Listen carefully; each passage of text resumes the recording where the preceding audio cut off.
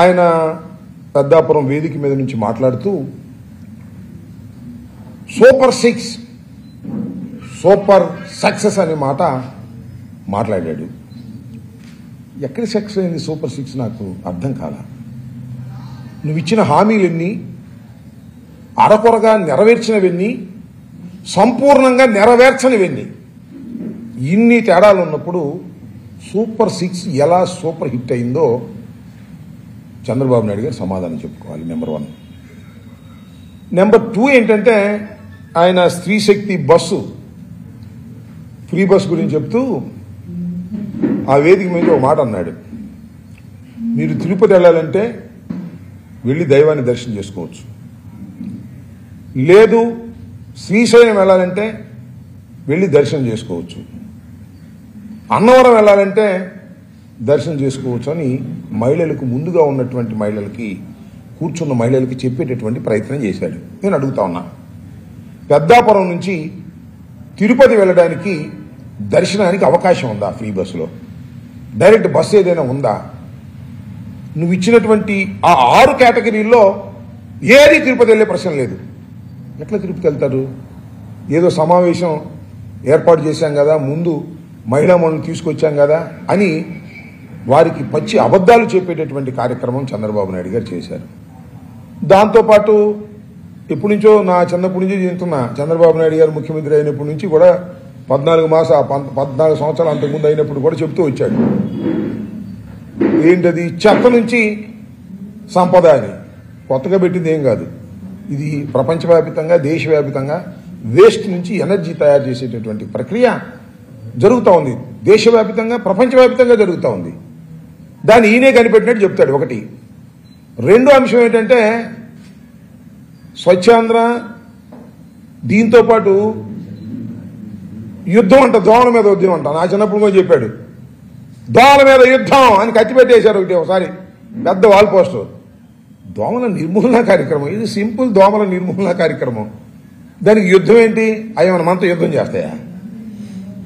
దోమలు మందు కొట్టి చంపేటటువంటిది కూడా ఒక పెద్ద ప్రక్రియలాగా ప్రభుత్వం దాని మీద ఏదో గొప్పగా యుద్ధం చేస్తుందనేటువంటి మాటలు మాట్లాడి మధ్యపెట్టేటటువంటి కార్యక్రమం చంద్రబాబు నాయుడు గారు నిండా పెద్దాపురం వేదికగా చెప్పేటటువంటి ప్రయత్నం చేశారు. అయితే ఇక్కడ నాకు ఆశ్చర్యకరమైనటువంటి అంశం ఏంటంటే, మొత్తం ఆ ఉపన్యాసాన్ని అంతా కూడా అద్యాంతం నేను విన్నాను. ఎందుకంటే ఏదైనా మాట్లాడవలసి వస్తుందేమోనని విన్నాను. విన్నప్పుడు నాకు అనిపించింది ఒకటే, చాలా కాన్ఫిడెన్స్ లూజ్ అయిపోయాడు పాపం చంద్రబాబు నాయుడు గారు. 14 మాసాలకే తిరిగి మళ్ళా జగన్మోహన్ రెడ్డి గారు వచ్చేస్తున్నారనేటువంటి భావన మొత్తం ఉపన్యాసంలో మీరు చూడండి. రాష్ట్రంలో ఉన్న ప్రజానీకం మరొకసారి పరిశీలించండి.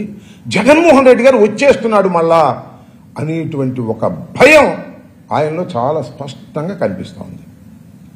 ఈ రాష్ట్రంలో అధికారంలోకి వచ్చినటువంటి ప్రభుత్వం ఏదైనా ఒక సమావేశం పెట్టినప్పుడు ఏం చెప్తారు?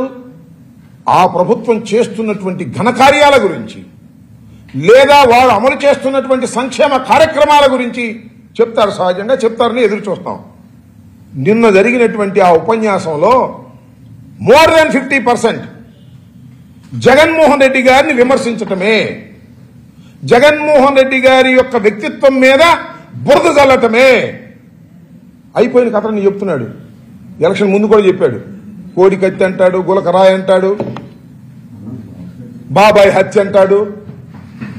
బాబాయ్ హత్య సిబిఐ ఎంక్వైరీలో ఉంది కదా, నడుస్తూ ఉంది కదా, దాని గురించి చెప్తాడు. మొన్న మా గుంటూరులో టైర్ కింద పడిపోయిన ఆయన గురించి చెప్తాడు. దాని మీద స్టే కూడా ఇచ్చారు. ఈయన కేసు పెట్టాడు జగన్మోహన్ రెడ్డి గారి మీద, దాని మీద స్టే కూడా ఇచ్చారు. ఎప్పుడో గులకరాయి దెబ్బతగిలిందని దాని గురించి చెప్తాడు. జరిగిపోయిన కథ అంతా వెళ్ళవేస్తా ఉన్నాడు. అంటే భయం, జగన్మోహన్ రెడ్డి గారి మీద బురదలనే భయం.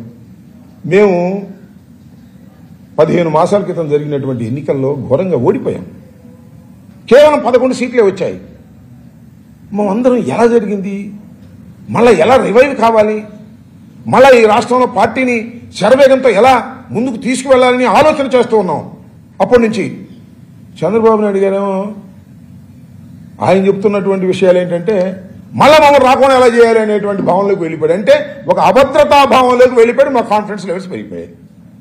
ఈ 15 మాసాల్లో చంద్రబాబు నాయుడు గారు మాట్లాడుతున్నటువంటి మాటలు కానీ, చంద్రబాబు నాయుడు గారు చేస్తున్నటువంటి చేష్టల వల్ల కానీ వైఎస్ఆర్ కాంగ్రెస్ పార్టీ మళ్ళా రివైవ్ అయిపోయింది, తిరిగి మళ్ళా అధికారంలోకి వస్తుంది అని మేము చెప్పటంలా.